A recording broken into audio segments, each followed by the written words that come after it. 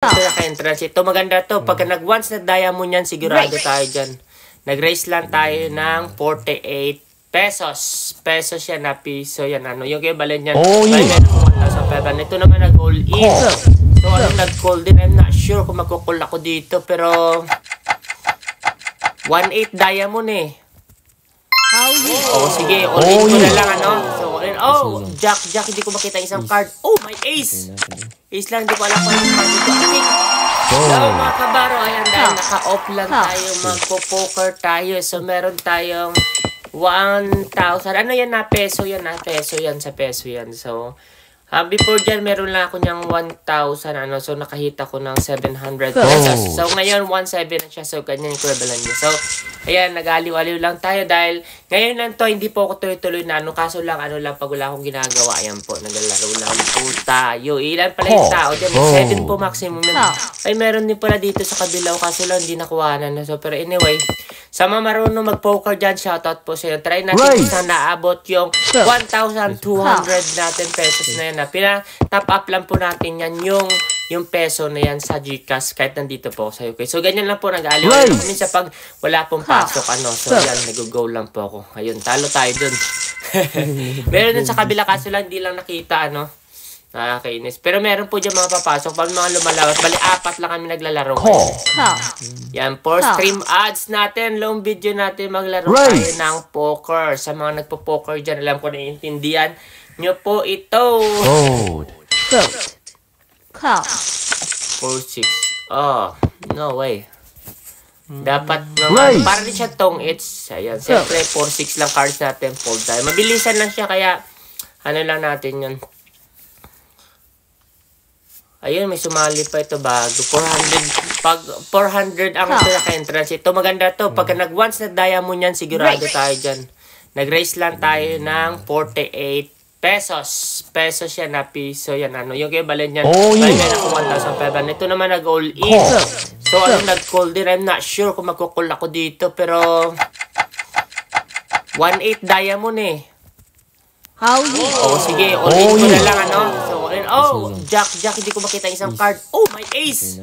Ace lang, hindi ko alam kung anong card dito. King to. Ano tong card na ano? King yan, king. King yun eh. King yun, pocket king. Kaso lang na sa pocket jack yung isa pocket king. So, nadali natin siya kasi may ace lang tayo, no? Lovely, hindi natin na-fold tsaka na. Pero mo, meron tayong 3,496 pesos siya na pesos. Nakuha natin siya doon, no? Pocket king, punish yung pocket king. Tsaka yung jack. Kasi nagkaroon tayo ng ace. 1.8 yung card natin. Lovely. So, meron na tayo. Pero bilis lang din yan. Pagka minalas ka din, wala din. Tuloy-tuloy din yan. Pero siyempre, maganda yung flop. Yung flop ng card natin. So, nakakuha tayo ng 3,478. Pero yan, saglit lang din yan kapag kapag minalas ka lang din. Wala din. Race. Go. Jack pala yun. Nakakainis. Hindi kasi makita dito yung isa. Race. 48. Sige, fold lang natin king 7. Pero tayo yung blind Blind high card tayo kapag may B cup. Kasi nag-fold lang tayo. Uy, wala pala tayong play. King 7 na yung card. 252. Ano yung card ng isa? Ace queen. Mas mataas dun. 2 per siguro yun.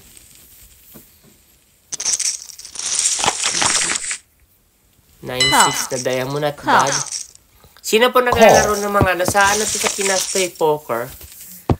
Poker lang. Ayun, may sumali. Dito kayo sa baba para makita ng audience ko. Aba! Galit na galit.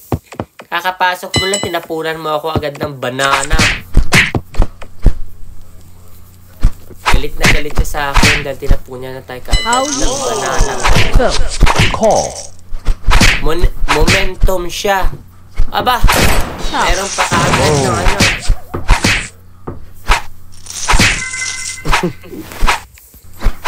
Pero ano yun yung mga ganyang klaseng player, wala yan. Kaya mo na ignore nyo lang kapag naglalaro. Wala yan. Wala yan. Gusto lang magustong player, klaseng ganyang player. Ang gusto niyan, tawa lang ako, diba? Ang gusto niyan manalo lang. Pero ayaw nila manalo. Ano mo ganyan. Dapat nag-enjoy lang kayo. Tinan mo, pagpasok niya may banana siya kagad. Mauubos na din kagad. Mauubos din siya kagad. Wala pa nga eh. Wala pa pagkadating niya. Nagano kagad. Nagtapon kagad sa akin ng banana. Tsaka bomba. Diba? Pangit yung gano'n. Pangit yung mga ganyang player. Hindi maganda yung mga ganyang player. Maganda yung chill ka lang. Dapat kapag gusto mo maglaro.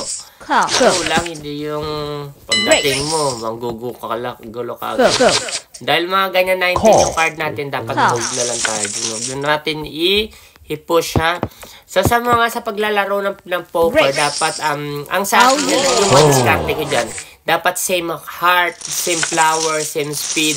Kapag mga ganyan, minsan fold ko. Kapag gusto nyo patagalan, siyempre, kung gusto nyo pair talaga, pakapakit kayo. Kapag gusto nyo talaga sure, may 100%, may chance na manalo po kayo. So, pero pagka mga lowest, nasa isa inyo po yan kung ano po yung kutob nyo. Kung pwedeng lumabas yung card ninyo, why not, di ba? Why not na ilaban nyo? Lalo na pag walang may nagbibet, so hayaan nyo lang siya. So ito naman, normally pagka mga ganyan, meron yan may habol ako dyan kasi 5, 6 yung card ko. May possible ako na makakuha ng straight, makakuha din ako ng 2 pair. Or meron din trio or pwede ka rin mag-pull kapag mga 5, 6. Minsan maganda, gustong bet na bet kaya kapag magkakasunod yung card ko. Especially kapag magparehas, kapag para same heart, same speed, yan po yung ginagawa ko. Pero kapag pagka medyo hindi siya the same heart or diamond, hindi po. Nilalaban ko lang siya kapag wala may mag-bet. Pero pag may nag-bet, pinofold ko po siya. Pero mga ganito, hindi naman po tayo, wala naman po tayong charge, hindi tayo blind card, hindi tayo low card, low high card. So okay lang kasi meron po dyan B, meron po dyan na lowest, hindi nakakalimutan ko D, ganyan po. So magkano, depende po yun sa minimum na kung magkano po yung charge So ayan, pag ganyan mga card ko, hayaan ko na kasi wala namang pocket dun sa gitna. Fold natin yan. So, siyempre, dito po sa paglaro ng poker, ay diskarte yan lang po talaga. Lalo na po yung mga kalaban sa Pilipinas. Yung iba nga dyan yung packet talaga. Ito lang, tinan mo yun sa akin yung card ko, 4-3. Pero speed, so nag-raise lang ako ng 8. Hindi po ako masyado nagbebet. Hindi po masyado agresibo paglaro ko nito. Yung kulang kasi matagal na rin po paglaro. Medyo, dito nagbet siya ng 52. So, meron akong 43. Pwede ko naman siyang i-bet. Meron din doon nagbet ng 102. So, for me, parang masyado malaki na, Pero dahil meron tayong 4-3, so, depende, nagdadalawang isip pa ako dyan. Pero nag-call tayo, nag-call natin. So, yan, ang flop. Ang pangit ng flop. Pero, ang 4-3 po ay meron chance po yan. Meron po chance. Kasi meron tayong speed, meron tayong straight, meron tayong 2 pair na lalabas sa 40. Kaso lang yung flop nga lang, mga matataas.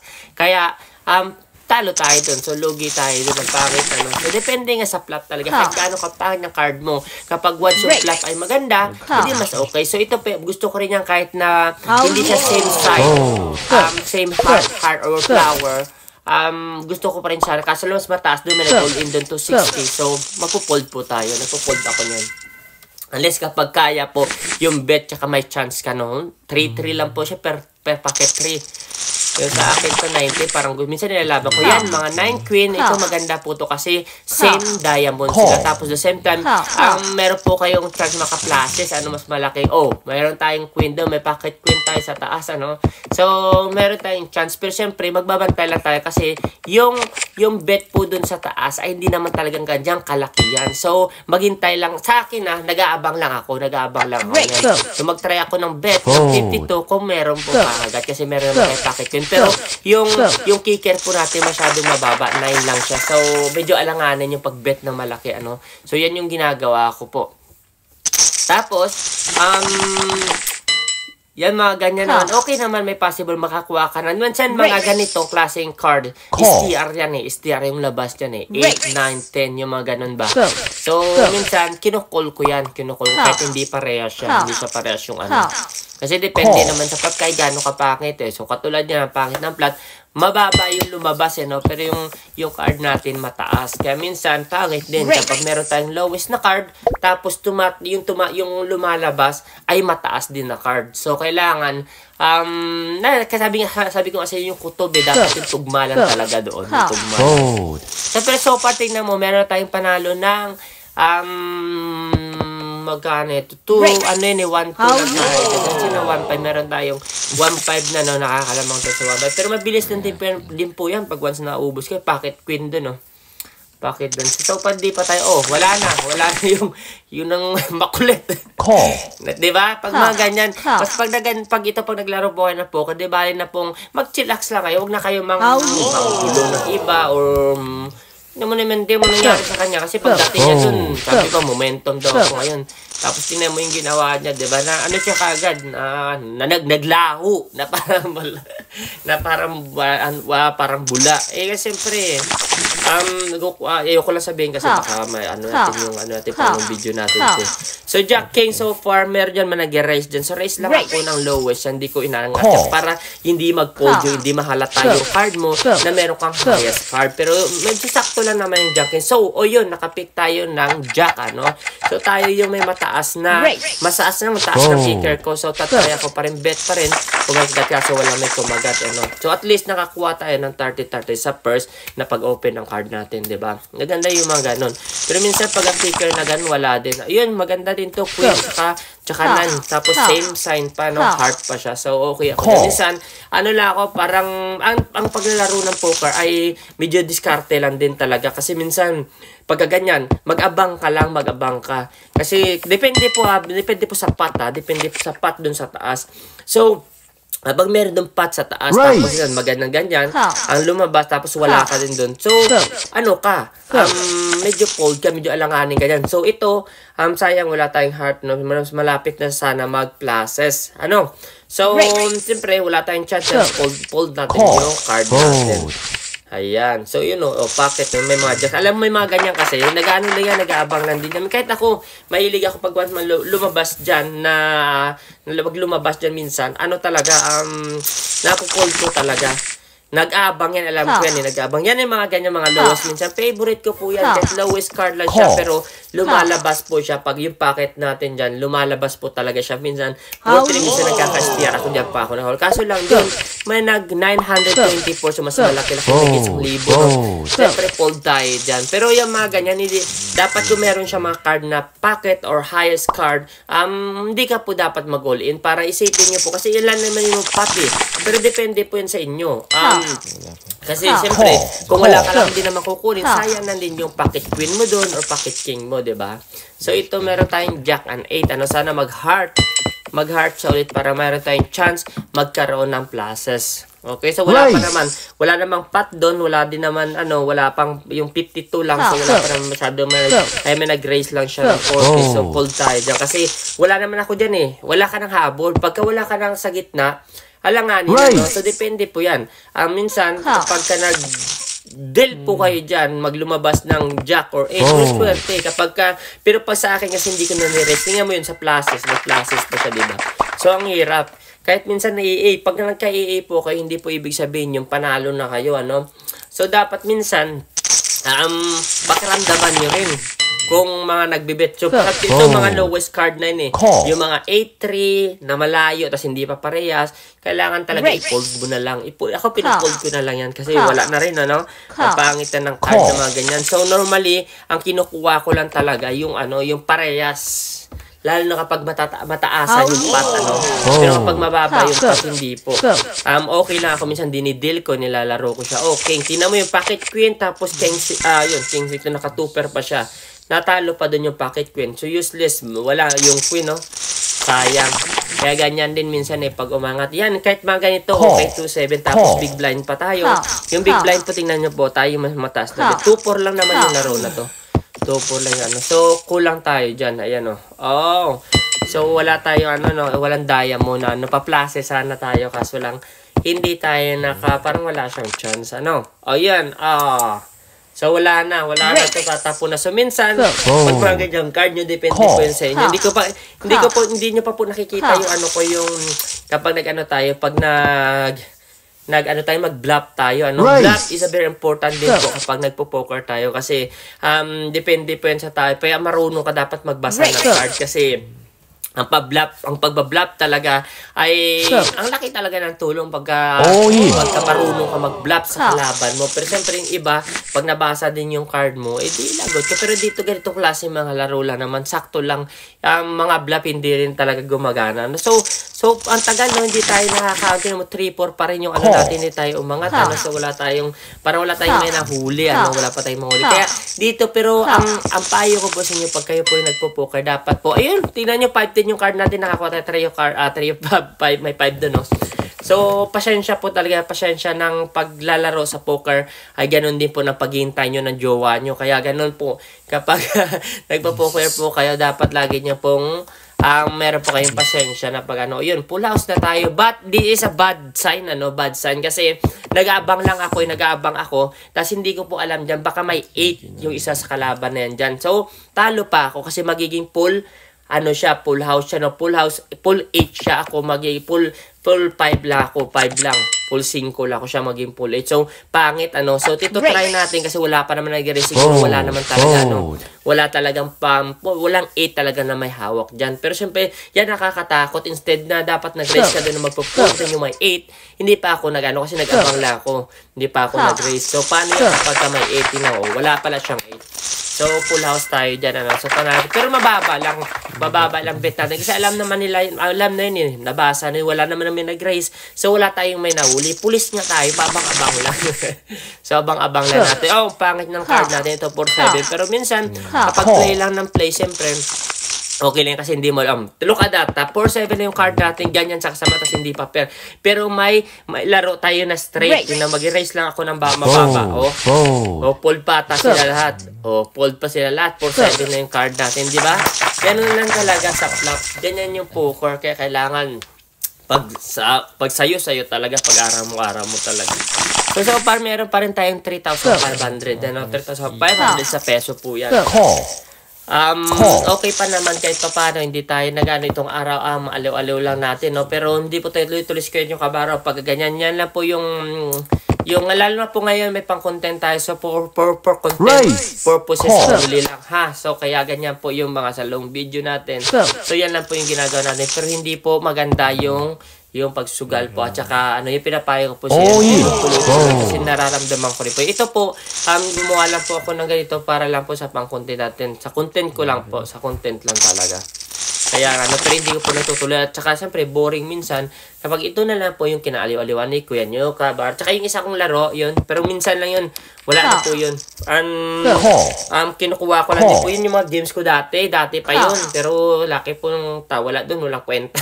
Wala talo tayo dun. Tama talo yun. Pero yun yung mga bet dapat na kung marunong ka lang mag-control talaga sa pagsugal. Tsaka pag alam nyo po kung saan kayo hinto, pwede po siyang aliw-aliwan talaga minsan. Pero pag once na feel nyo po naging addict na po kayo, wag nyo na po ipapatuloy kasi wala pong maganda talaga. Kahit ako pinapayo ko na po yun kasi masama talaga. So ito, for entertainment purposes only, para makapanood lang kayo o makakuha ng mga ideas sa mga nag-aaliw-aliw dyan na mag-enjoy.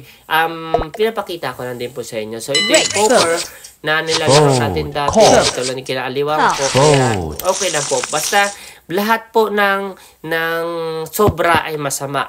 Tandaan nyo po yan, masama po pag sobra talaga.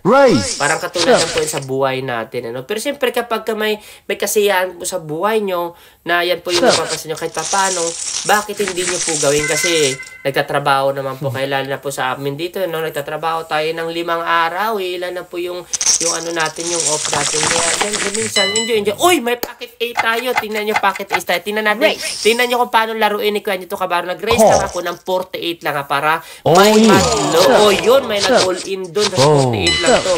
So, siyempre, kukul lang natin yan. Meron tayo kukul lang natin. Mag-all in ata to. All in mo na lang din. Titingnan natin ha. Oh, O yun, nag-all in din siya. Meron tayong packet 8, packet 7. Minsan wala, sana hindi sila makakuha ng 7 kasi packet din. O, kuha natin yun. Siyempre packet 8. Ibig sabihin mabango yung packet 8 natin. Meron na tayong 4,000 pesos.